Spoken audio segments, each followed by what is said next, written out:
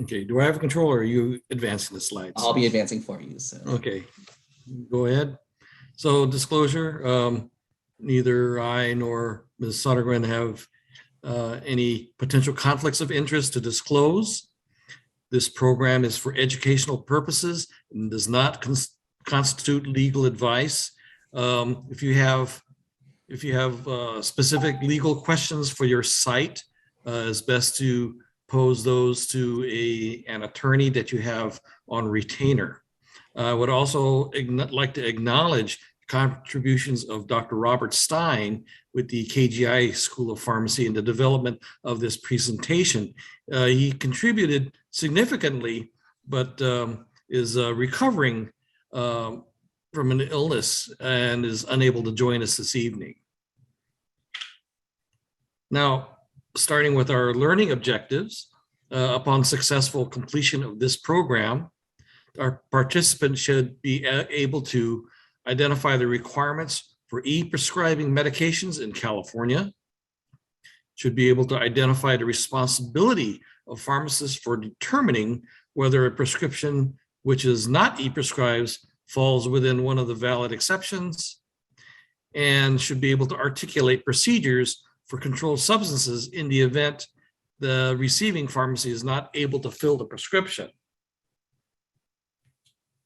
Next slide. So receiving prescriptions. The actual prescription drug order may be transmitted by the prescriber or his or her authorized agent. So this is existing law. So who is an authorized agent? Could it be the secretary, the nurse, office assistant, the patient?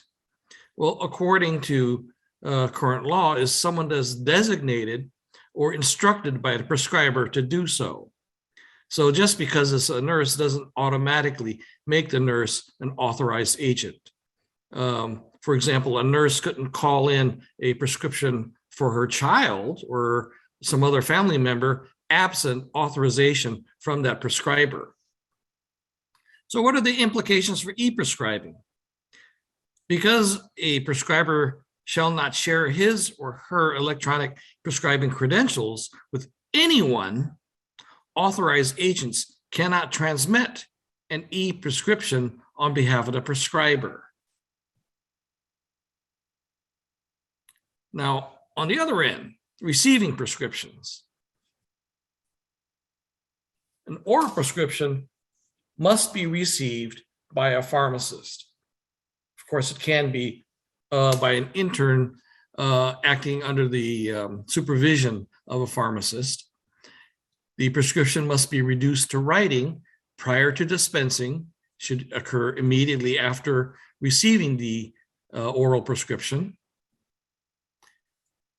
This means that an oral order cannot be directly entered into the pharmacy computer system. It must be reduced to a hard copy and then entered into the system. And such a prescription must include the date received, the patient's name, drug, strength, quantity, directions for use, prescriber's name, and the name of the person who transmitted the prescription. In other words, the agent, and the initials of the pharmacist who received the prescription. Ancillary personnel, such as techs and clerks, can initially receive, in other words, take the paper prescription from the patient or pull up an already received electronic prescription and ask for basic information such as address, etc. Now, under current law, an electronic transmission includes both image and data transmission. So I'm old enough when I remember when fax machines were brand new. But image and data transmission, electronic transmission, is not, they're not treated identically. They're different. Next. An electronic image, excuse me, transmission means any prescription order for which a facsimile of the order is received by a pharmacy from a licensed prescriber. The most common example is a facsimile or scanned image of a paper prescription. However, an electronically transmitted prescription or an e-prescription means any prescription order other than an electronic image transmission prescription that is electronically transmitted from a licensed prescriber to a pharmacy, as documented in the Business and Professions Code. Electronic transmissions, image or data prescriptions, must contain all of the requirements under the Business and Professions Code and the California Code of Regulations. So why e-prescribing? Well, there you got some obvious answers. You know, can you read that? I remember when I was a student, and there was a journal, I think it was Pharmacy Times or something, and every month they would have, you know, what does this say? And invariably, you know, we would always guess wrong. So it would demonstrate why electronic prescribing, e-prescriptions, would be the preferred method. Next. So e-prescribing eliminates the issues with legibility. It eliminates, or at least attempts to reduce, the possibility of forged prescriptions. It may permit the prescriber to select drugs covered by the patient's insurance during the prescribing process. That's may. It may, you know, it's not going to be automatic. It depends on the software that the prescriber has. Now, receiving electronic prescriptions, an electronic image prescription, which is a fax, an image on a piece of paper, image of a piece of paper, must be legible, printed on permanent paper, not thermal paper. So what we used to do in the olden days at Kaiser is, if we got a fax on thermal paper, we'd have to photocopy it so that it was durable, because thermal paper, we try to file it and you couldn't read it after 3 months or so. Prescription is the pharmacist is responsible for ensuring the authenticity of the fax prescription. And, you know, can you accept, you could accept fax or scanned prescriptions for schedules 3 through 5. With a digital data transmission, in other words, no paper is used, it could be entered into a hospital system off-site electronically by the prescriber, can send electronic prescriptions to a pharmacy. It does not have to be reduced to writing if the data can be maintained in the system for at least 3 years, and can accept electronic prescriptions for controlled substances if prescribers, as well as the pharmacy system and all intermediate systems, are each compliant with the DEA regulations. Also, on receiving electronic prescriptions, electronically transmitted prescriptions shall be transmitted only to the pharmacy of the patient's choice. The exception would be chart orders to a hospital pharmacy. Any person who transmits, maintains, or receives any prescription or prescription refill orally, in writing, or electronically shall ensure that the security, integrity, authenticity, and confidentiality of the prescription and all the information contained therein is maintained. So, starting January 1st, next month, the prescriber must have the capability to issue an electronic data transmission prescription on behalf of a patient and to transmit that electronic data transmission prescription to a pharmacy selected by the patient. This is not just prescribers, it's anyone that has the capability of issuing prescriptions. So that also includes nurse practitioners, physician assistants, certified nurse midwives, pharmacists, and naturopathic doctors. Pharmacy, pharmacists, and others authorized under California law to dispense or furnish a prescription shall have the capability to receive an electronic data transmission prescription on behalf of the patient. And prescriber must document the reason for any controlled substance prescription not transmitted electronically in the patient's medical record within 72 hours. The pharmacy must forward or transfer to another pharmacy if requested by the patient. But this does not apply to chart orders for registered patients in a healthcare facility. That's the chart order exemption. Pharmacists may continue to dispense medications from legally valid written, oral, or fax prescriptions and are not responsible for verifying that a prescription falls under the exceptions shown on the next slide. In other words, that's the prescriber's responsibility. And this is the key, the reason it's bolded is an answer to one of the learning objectives. So you should be well prepared to answer that in our final slides. So the exceptions to electronic transmission of prescriptions are if it's issued by a veterinarian under Health and Safety Code 11159.2, which is a prescription for a controlled substance for a terminally ill patient. Notably, that 11159.3 prescriptions issued in a declared emergency are not named. However, other exceptions may apply here. For an emergency room or urgent care prescription when the dispensing pharmacy is located outside of California, when issued to a non-California or out of area resident, homeless patient with no regular pharmacy, or patient's preferred pharmacy is closed.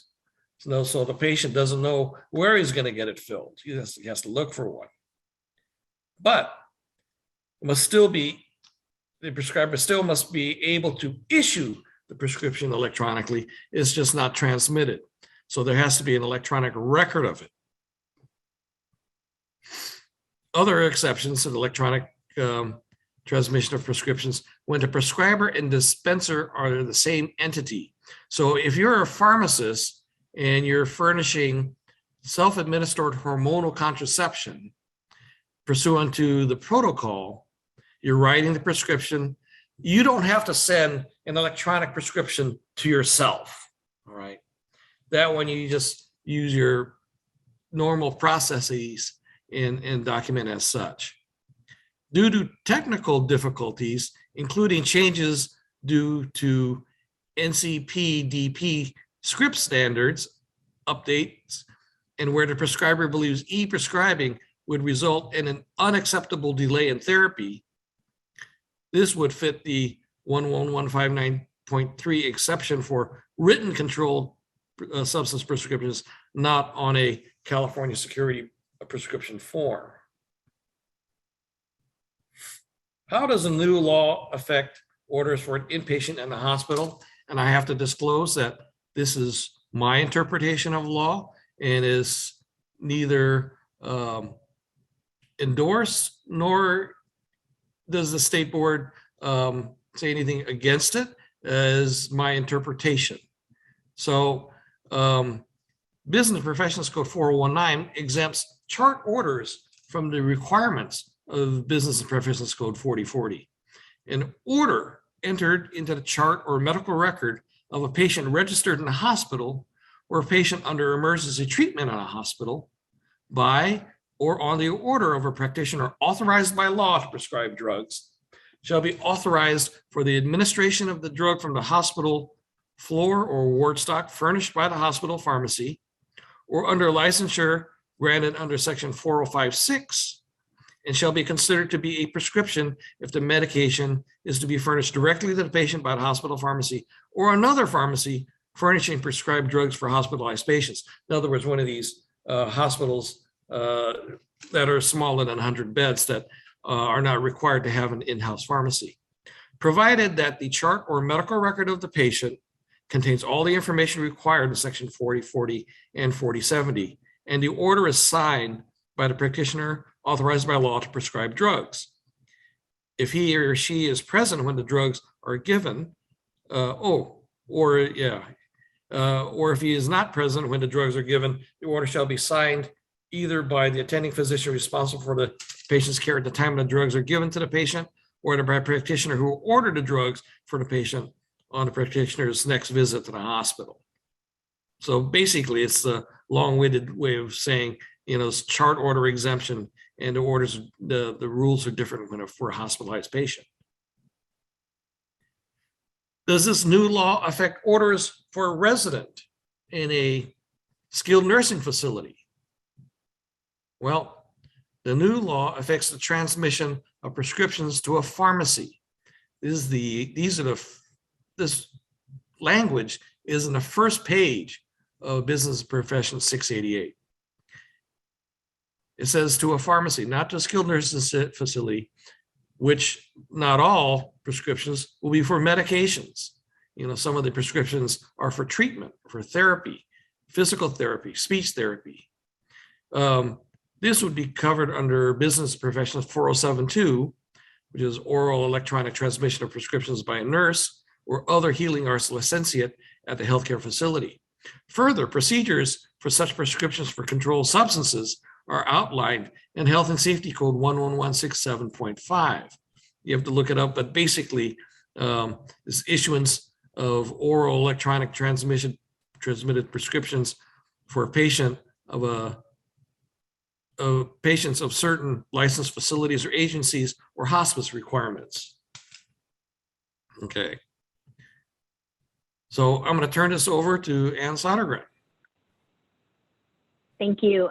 Thank you very much for the opportunity to share some of the information that's been released by the board specific to implementation of these provisions. So as we start, there are several disclosures displayed on this slide that I just want you to take a minute just to review. And, consistent with what Dr. Yoshizuka had said at the beginning, this presentation carries no authority and shall not be considered legal advice. So if we go to the next slide, please. Dr. Yoshizuka provided a great foundation for what the law provides. What I'll be covering today are the FAQs that were developed to assist licensees in understanding the provisions. So from a process standpoint, as a precursor to developing these FAQs, the board did release a subscriber alert soliciting questions from stakeholders. And it was those submitted questions that in part really served as the basis for the FAQs. So as indicated on this slide, we do have the FAQs. They are posted on our website, along with several of the other FAQs that we have. And further, we did also include the FAQs in the September issue of the script. So would strongly encourage you not only to read the law in its entirety, but also, when we're going through the FAQs, I'm giving a little bit of a Reader's Digest version on some of these, so would strongly encourage you again to read the FAQs and the relevant sections of the law. So if we could go to the next slide. So as we start the review of the FAQs themselves, I just want to take a quick minute to highlight how the information is being presented. So each slide will include both the question, as you can see right now, as well as the answer, if you don't mind hitting so that shows up. And then at the bottom, in the blue ribbon at the bottom of the slide, that includes the references to the sections of the law that are applicable to that answer. So pharmacy law, many times you have to look at several provisions of the law to get to an answer, right? It's rarely just one section of the law. So you'll notice that sometimes we're referencing both the 688 provision that establishes the e-prescribing, but then also other relevant sections. So I apologize that it's a little small. These reference sections are also included in the FAQ that was posted on our website in there. So again, would strongly encourage you to read the relevant law sections to really have a more robust and full understanding. So with that slight little overview, so you understand the information that what's contained on the slides, the first question really seeks to clarify if a pharmacy needs to have the capability to receive the e-prescriptions from all prescribers. And as you will note, a pharmacy must have the capability to receive an electronic data transmission on behalf of a patient from a healthcare provider authorized to issue prescriptions. We could go to the next slide, please.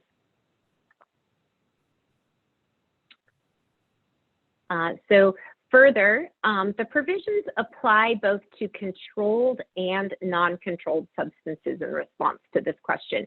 I also note that electronic prescriptions for controlled substances, they must also comply with federal law.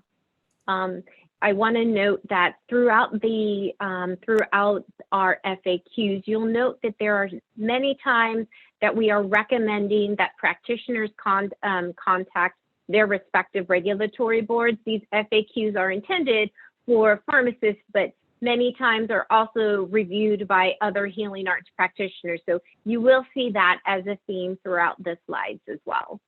Next slide, please. So I really want to drive home this Q&A, and it was bolded in Dr. Yoshizuka's slide as well, but really feel like this is so important. So I apologize that I'm reading directly from the slide, but really the question, really what it gets to is, a pharmacist who receives a written, oral, or faxed prescription is not required to verify that the prescription falls under one of the exemptions. So Dr. Yoshizuka, he laid out all of those exemptions. You are under no obligation to confirm that the prescription that you have in front of you falls within one of those exceptions. You may continue to dispense the medications from a legally valid, written, oral, or faxed prescription. We could go to the next slide, please. So this question really speaks to the ability to forward or transfer a prescription, and this question specifically is speaking to a non-controlled electronic data e-prescription. So a pharmacy must immediately transfer or forward a non-controlled electronic prescription at the request of the patient or an individual that is authorized to make such a request. If we could go to the next slide, please. So further, at the request of the patient or the patient's agent, a pharmacy shall also immediately transfer or forward an electronic prescription for a controlled substance. As indicated on this slide, the board strongly encourages licensees to contact their local DEA office for confirmation of the DEA's policy and its federal requirements. The board is very aware of some challenges specifically regarding this requirement, and I'm going to discuss a little bit later on some of the recent actions that the board has taken to address some of those challenges. If we could go to the next slide, please. So when looking at the record-keeping requirements, the record-keeping requirements for transfers and forwards must comply with both California law, CCR section 1717E, as well as relevant federal law. So again, another example of where we have to look at multiple sources to really understand the full requirements when looking at how to respond to a question or understand the applicability of a scenario. We could go to the next slide, please. So as indicated, a pharmacy, pharmacist, or other practitioner authorized under California law to dispense or furnish must have the capability to receive an electronic prescription. Next slide. So similarly, the requirements apply also to an out-of-state practitioner who is authorized to issue a prescription for a California patient. So I do want to quickly remind you, I feel like I'm hammering this home a little bit, but want to remind you that if you receive a prescription that's not an electronic prescription, you are not required to confirm that it falls under one of those exemptions. You may continue to dispense the medication from a legally valid written, oral, or faxed prescription. We could go to the next slide. Thank you. So there are some exemptions in the law. They were covered by Dr. Yoshizuka. Those exemptions in the law remain effective and are applicable to hospice and long-term care facilities. If you wouldn't mind going to the next. Thank you. So as indicated, there may be circumstances when where an electronic prescription may need to be printed. So we need to look at the law there. Additionally, Business and Professions Code Section 688E4 capital A, capital B. Sorry, I know that's a mouthful. References instances when a prescription must be electronically issued, but does not require an electronic transmission. And instead, that can be provided directly to the patient. Controlled substance prescriptions provided directly to patients, as a reminder, must also comply with federal law. Next slide, please. The law provides that a pharmacy must have the capability to receive an electronic prescription on behalf of a patient from all types of healthcare providers. Next slide. The law also provides that if the prescribing healthcare practitioner and the dispenser are the same entity, the electronic transmission is not required. To answer the specific question posed in this FAQ, the board noted that it's the board's understanding of the scenario posed, posting of the prescription in an electronic medical record for dispensing by a pharmacy of the same entity meets the intent of the law. So controlled substances prescriptions, again, please remember to follow the federal law as well. Next slide. The board also clarified its interpretation of same entity, meaning it refers to the same healthcare system, which may or may not be at the same physical location. Next slide. As I mentioned earlier, this question is an example of one that's really more directed to prescribers. You will note that on this slide, again, we are recommending that the reader, should it be a prescriber, check in with their regulatory board to ensure that they understand that, that regulatory jurisdiction's interpretation and requirements. Next slide, please. So when we look at the definition of an electronic data transmission prescription, is any prescription order other than an electronic image prescription that is electronically transmitted from a licensed prescriber to a pharmacy. So it's possible that an email could potentially qualify as an electronic data transmission prescription for non-controlled substances. However, this does not appear to meet the spirit of the law. Next slide. So if after speaking with the prescriber or agent, a modification is made, the question becomes, would the electronic prescription be voided, and does the prescription need to be rewritten? And so we believe that the section does not specifically address the modification of an electronic data transmission. So for non-controlled and Schedule 3 through 5 prescriptions, we believe a pharmacy may reduce the oral prescription to writing as described in BMP Code 4070A and Health and Safety Code 11164B. And again, we would recommend that you confirm what the federal law requirements are. Next slide. Thank you.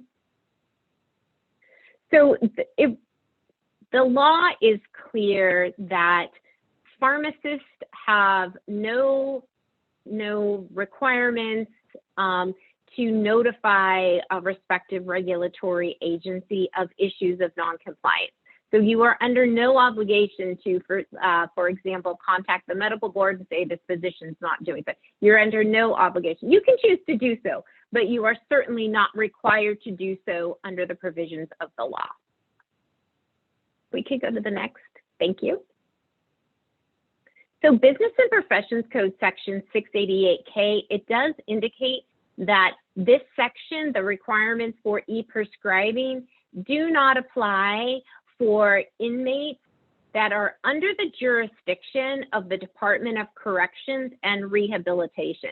However, inmates in other environments, we believe that 688 does apply. Next slide, please. So I mentioned earlier on, we were talking about, I referenced that the board is aware of some challenges with respect to transferring and forwarding controlled substances. And the DEA, you know, whether or not the federal law actually requires that, and then whether or not there are NCPDP standards that will actually support that transaction. So earlier this month, as part of the December 2nd board meeting, the board did vote to pursue a statutory amendment to Business and Professions Code 688 related to the forwarding of controlled substances prescriptions. And so you will, if you want to see what that language looks like, draft language was included in the board packet itself.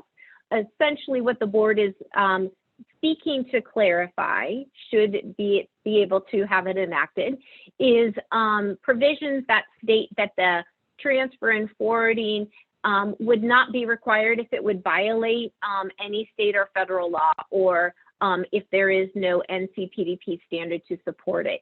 During the meeting itself, the board voted not only to pursue that change, but also to include as part of the language a 1-year implementation time period for pharmacies to then make all of the necessary changes to their systems to take care of patients while also meeting the obligations of the electronic prescribing requirements. And so with that, thank you again, and I'll turn it back over to Dr. Yoshizuka.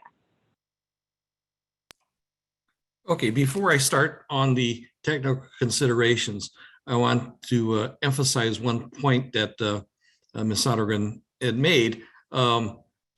First, the requirement is for every pharmacy to have the capability of receiving electronic prescriptions. So I can imagine a question coming up, well, I work within a system where we get all our prescriptions from the same entity. That doesn't grant you an exemption. And I'll just use Kaiser Permanente because I worked for Kaiser for 17 years.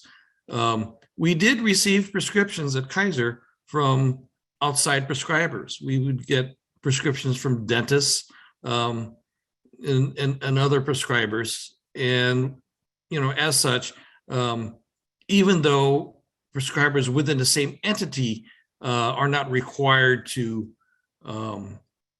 transmit the prescriptions electronically, particularly if there is just a common database where you can pull the prescription from the medical record, other such prescribers may not have that opportunity. So yes, even though you're within a health system where most of your prescribers are part of the same entity, you still have to have the capability of receiving electronic prescriptions.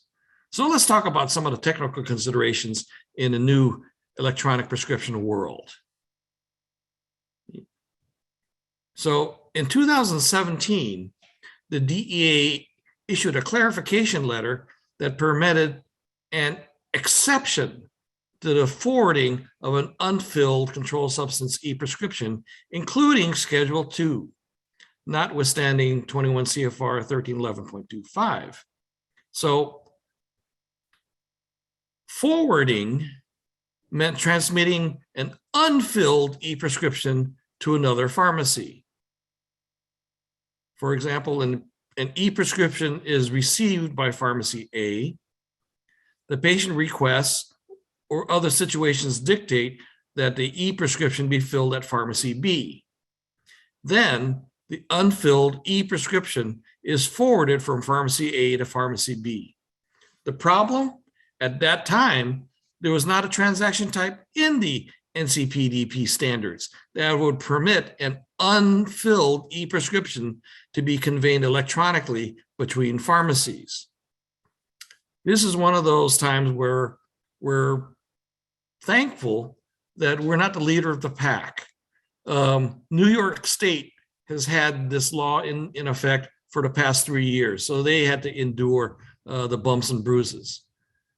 So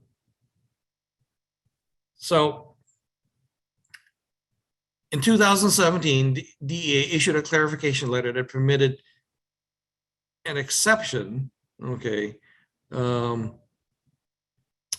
with no NCPDP e-prescription forwarding transaction available to send or receive between pharmacies at that time. The pharmacy system vendors did not act quickly authorize functionality to permit the forwarding of an unfilled, unprocessed e-prescription. With DEA guidance saying pharmacists could forward even a C2 electronic prescription, what does this mean? What did this mean for pharmacies? California regulations specify that a C3 through 5 prescription may be transferred between pharmacies, but for the purposes of refills. This is under California Code of Regulation 1717E. So an e-prescription that was never filled at pharmacy A, whether the prescriber authorized refills or not, could not, under the strictest literal interpretation, be conveyed to pharmacy B. Example, a Schedule II e-prescription where no refills are permitted can't be transferred for refills since there are no refills for a Schedule II controlled substance. The workarounds is less of an issue for non-controlled drugs, as California law, pharmacists may transfer a prescription, not specified how, pharmacy A received it, for a dangerous drug, which is a drug that requires a prescription.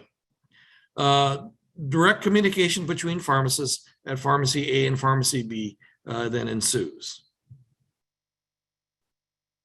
With DEA guidance saying pharmacists could forward even a C2 e-prescription, what does this mean for pharmacies? So California regulations specify C3 through 5 prescriptions may be transferred between pharmacies for the purposes of refills, but, and for those of you that used to watch Lost in Space, Danger Will Robinson, 16 CCR 1770E does not implicitly nor explicitly permit the forwarding of a C2 e-prescription in spite of 21 CFR 1311.200, permitting it for an e-prescription.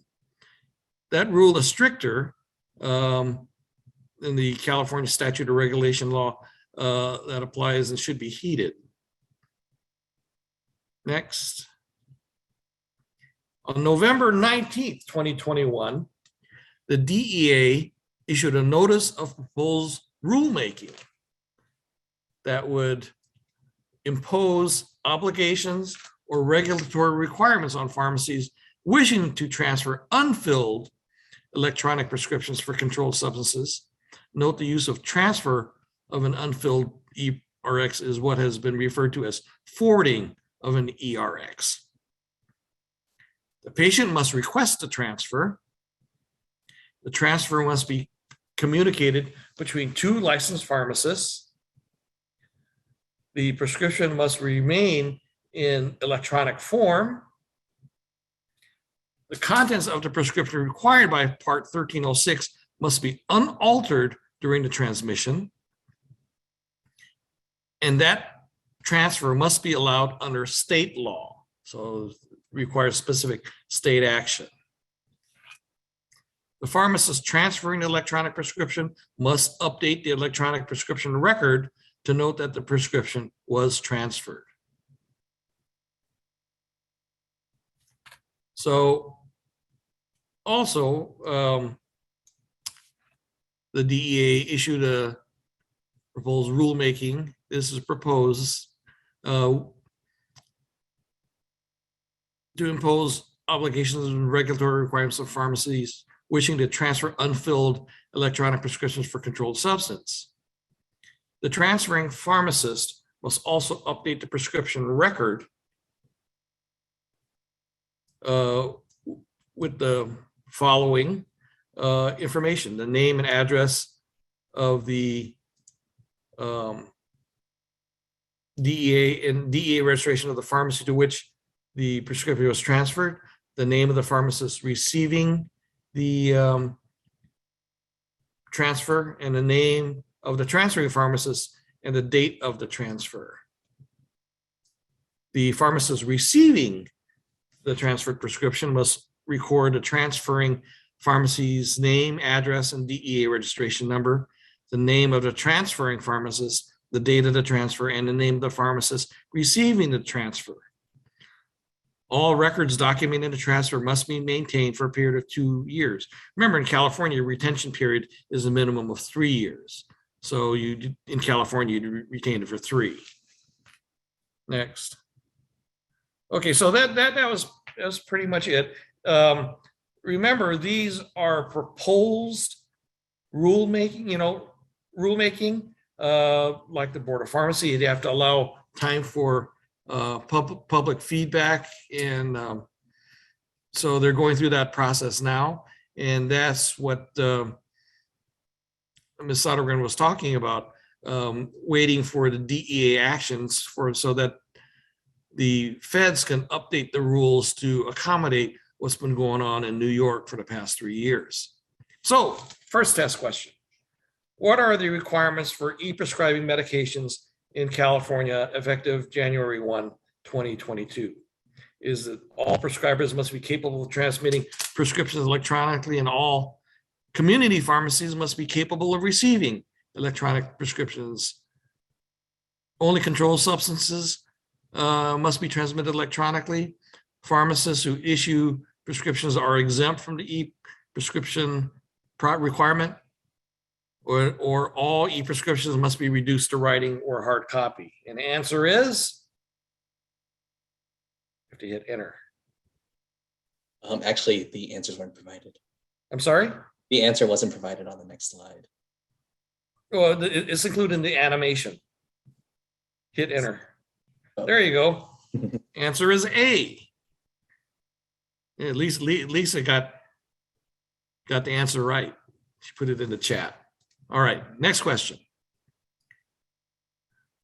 Which is the responsibility of pharmacists when a prescription is received which is not electronically transmitted? Is it A, the pharmacist must refuse to fill the prescription? B, the pharmacist is responsible for documenting whether the prescription falls within one of the valid exceptions? C, the pharmacist is not responsible for determining whether the prescription which is not e-prescribed falls into one of the valid exceptions? Or the pharmacist must contact the prescriber and advise the prescriber to transmit the prescription electronically? Answer is, at least Leslie says, C. Good, everyone's getting that one right. Last question. What are the procedures for controlled substance prescriptions if the receiving pharmacy is not able to fill the prescription? Is it A, notify the prescriber that the prescription was not filled and to have the prescriber transmit the prescription to another pharmacy? Is it B, the receiving pharmacy must delete the prescription from the data files if it was not filled? C, the pharmacy must immediately transfer or forward electronic data transmission prescription to have an alternative pharmacy designated by the requester? Or D, print a hard copy of the prescription and give it to the patient to get filled at a pharmacy of their choice? And somebody just said the wrong answer. There you go. Dr. Graywall got it. The pharmacy must immediately transfer or forward the electronic data prescription to an alternative pharmacy designated by the requester. So there's the references. There was a question in the chat asking if the slides are going to be available. I don't know, Brandon, we hadn't talked about that. Is that a possibility? That is certainly up to you and Ms. Sodergren. I'm fine with it. And Okay. okay. Let's see. Before we get started on the question and answer period, we'll give Dr. Yoshizuka and Ms. Sodergren some time to review the questions accordingly. For now, I'll provide some information on how to claim session credit for today's presentation. If you are a CSHP member, please visit cshp.com/CPE for instructions and information on how to claim credit. You'll need to put in this session code in your CE monitor 307872 in order to claim credit for tonight's program. For non-CSHP members, please email education@cshp.org at the conclusion of tonight's presentation, and we will provide instructions on how to claim credit accordingly, since we are extending this program to non-CSHP members. If you have any questions or issues with claiming credit after tonight's presentation, please also redirect those questions to education@cshp.org. We will try to answer those questions in a timely fashion. But as a reminder for all CSHP members, and I will put this information in the chat, visit cshp.com/CPE for more information on claiming credit as well as detailed instructions. You must have an NABPE profile ID linked to your CSHP profile in order to claim credit for tonight's program. I'll now give it back to Dr. Yoshizuka and Ms. Sodergren to discuss any of the questions that have come up in the Q&A function. We will use the remaining time here for any questions there. Please continue to redirect any questions you have via the Q&A function in Zoom. Okay, well, actually, I'm clearing up the questions in chat. There's one question from GAURAV. How does it affect outpatient HOD infusion centers? I'm at a bit of a loss. What's an HOD? To me, it means House of Delegates. It was specifically back in, I think, part of your presentation. Let me see if I can get Gaurav to sort of, if Gaurav, you would like to sort of speak live for your question, I can unmute you in just a moment if you would like to speak. Hello, can you hear me? Yep. Yes. Hey, thank you for taking my question. So HOD actually stands for Hospital Outpatient Departments. Okay. So we're not a community pharmacy. We do have a retail license, however. So wait a minute. You have community pharmacy. We are not a community pharmacy. Not a community pharmacy. Correct. So okay. Patients come in for their visit, for their infusions, for their chemotherapy, for their other infusions. They check in, and under the supervision of a licensed nurse, the pharmacy verifies the order. The nurses are able to take the controlled substance out of the Pyxis machine. Well, if it's as I had stated, the law says specifically to a pharmacy. So if the order is being sent to a licensed healthcare facility, then it shouldn't apply because it's a chart order, right? It's a chart order, yeah, but yes, then therefore would fall under the chart order exemption.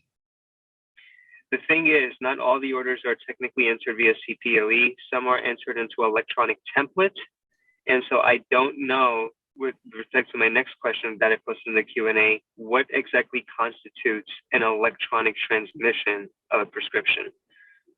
Does it require some sort of authentication on the part of the prescriber to be able to enter those orders into the patient's chart? I guess it depends on if it's the same entity or different entity. Same entity. Well, then, if it's the same entity, then, as Ms. Sodergren had indicated, they're exempt from that requirement.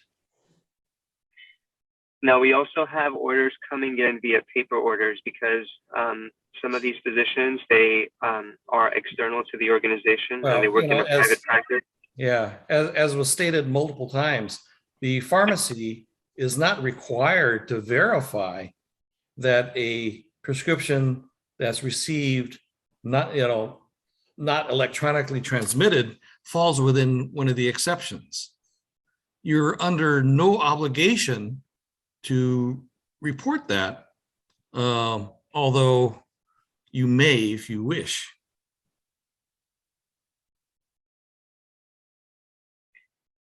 So Ryan Stice just posted in the chat, but FAQ number 1 says all pharmacies must have the capability to receive an electronic data prescription, seems regardless of any incoming prescriptions from the outside.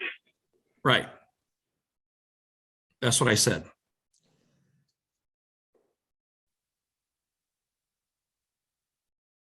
Is there any question about that?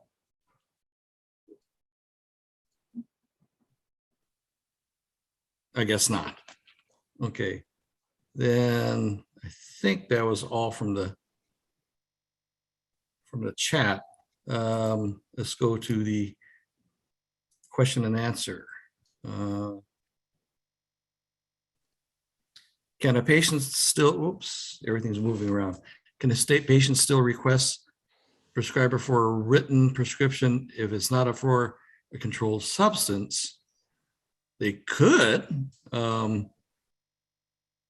The prescriber is still, according to what I read, the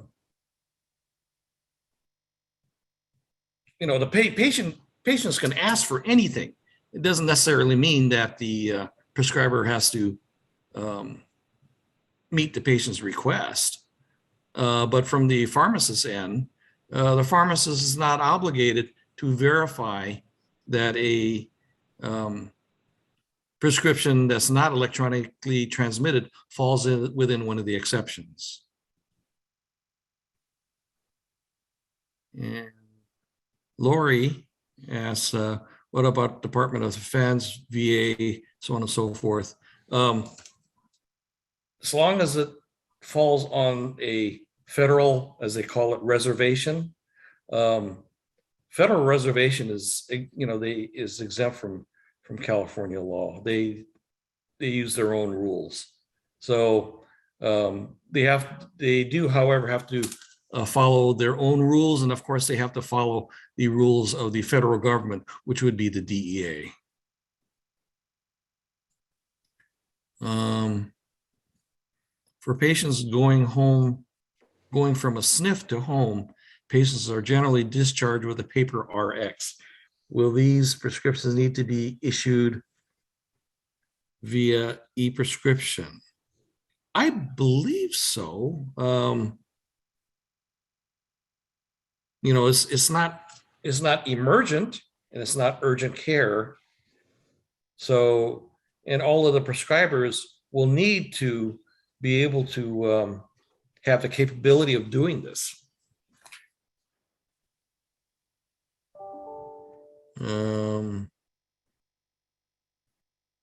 Lori asks, would the following exception be applicable to circumstances when a patient demands a paper RX so they can price shop? Prescription is issued by a prescribing healthcare practitioner under circumstances whereby the practitioner reasonably determines that it would be impractical for a patient to obtain substances prescribed by electronic data prescription in a timely manner, and delay would adversely impact the patient's medical condition.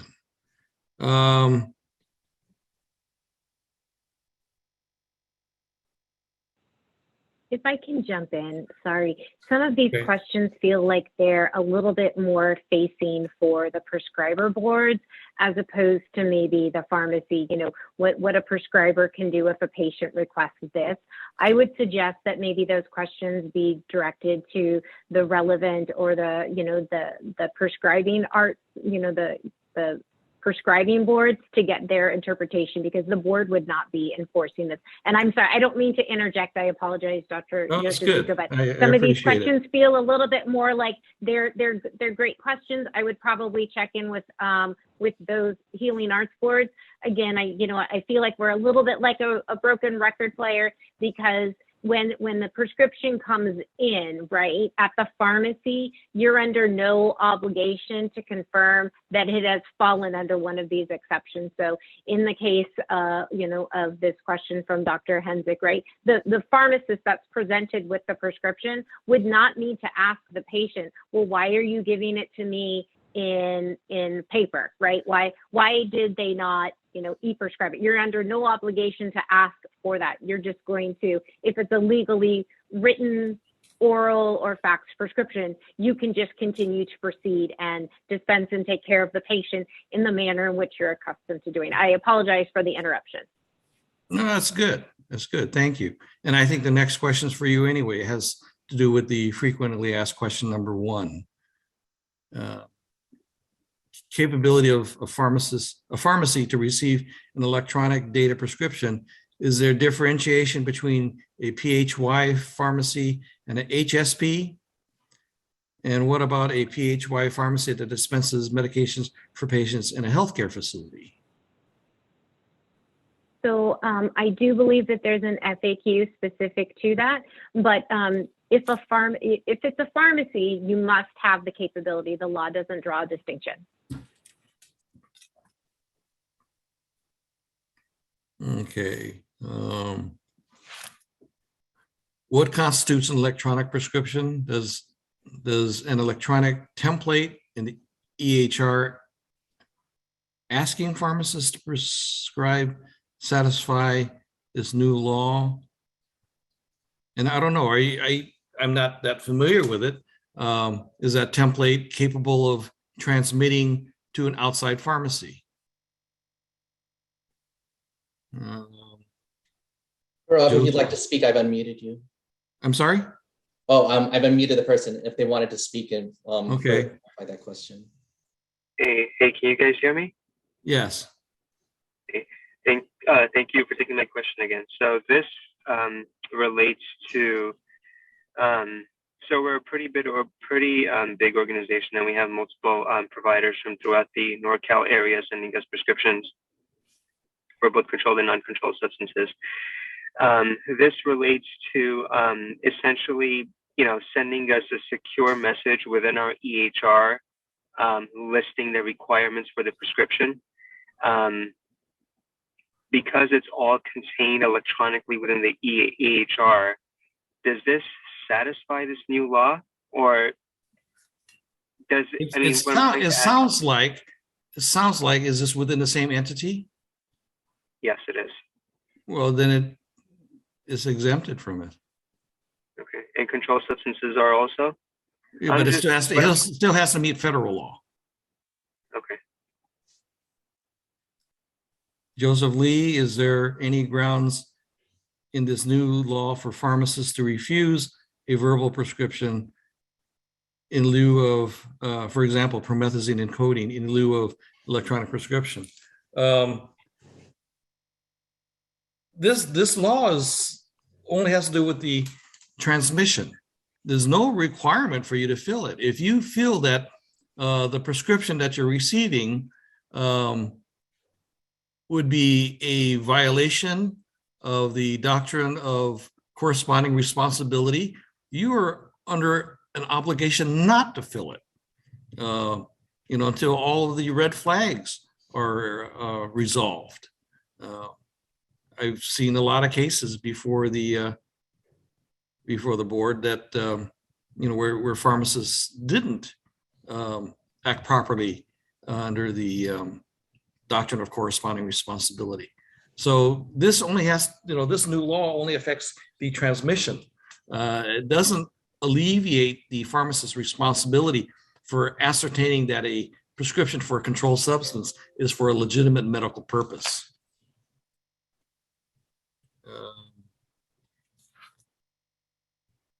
Timothy Lopez is an ambulatory infusion center pharmacy that is on the CDPH hospital pharmacy license, exempt from the requirement of having capability of receiving electronic prescriptions. It depends on what it's for. Is this like a chart order? If it's a chart order exemption would apply. And lastly, regarding test question number 1, the correct answer states community pharmacies. However, community pharmacy isn't explicitly stated by 688. Is it correct to interpret BPC 68 only applies to, well, as Ann had indicated, it says all pharmacies. So you have to have the capability, I guess, even if it's never used. And at that, I think that we've come to the end of the frequently asked questions. Great. Well, thank you so much, Keith and Ann, for participating and presenting to our CSHP members tonight. We certainly do appreciate it. Just as a reminder for everyone, session code has been shared in the chat 307872. For information about how to claim credit for CSHP members, please visit cshp.org/CPE. For non-CSHP members, please email education@cshp.org and we will provide information on how to claim credit accordingly. If you would like copies of the slides from tonight's presentation, please also email education@cshp.org at the conclusion of tonight's presentation. Thank you both, Keith and Ann, and thank you everyone for joining us tonight. If there are no further questions, everyone stay safe and have a good evening.